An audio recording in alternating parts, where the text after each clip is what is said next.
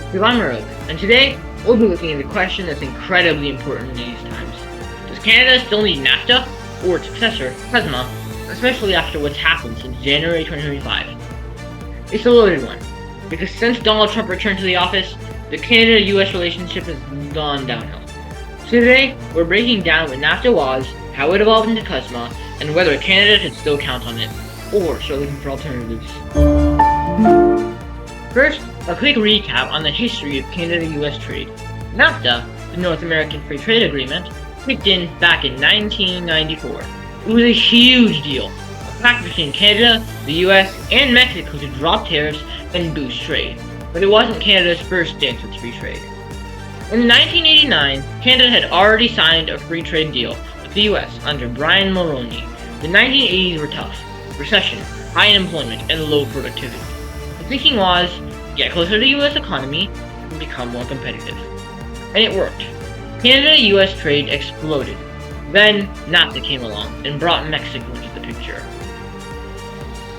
For decades, NAFTA was good, or so it seemed. As trade went up, exports to the US quadrupled, and Canada became more integrated into North American supply chains. Auto parts were crossing the border 6 or 7 times before becoming a finished car. But it wasn't all sunshine and rainbows. Entire towns lost manufacturing jobs. People said it favored big corporations, not workers. And then came Trump. NAFTA was perhaps the worst trade deal ever made. Trump renegotiated NAFTA into what the US now calls USMCA, or CUSMA here in Canada. It kept the basics of NAFTA, but added stricter rules for autos, some wins for dairy farmers in the US, and updated digital trade rules. Let's jump back to January 2025. Trump is back in the White House, and one of his first actions as president is slapping tariffs on Canadian aluminum and autos. Again. He said it's about national security, but to Canadians, it feels like deja vu. Protectionism, unpredictability, and more pressure on a trade relationship that's already been fraying in recent years. And what's worse is that he seems to be indecisive about these tariffs, pausing and resuming them haphazardly, preventing Canada from properly rethinking their consumption of American products.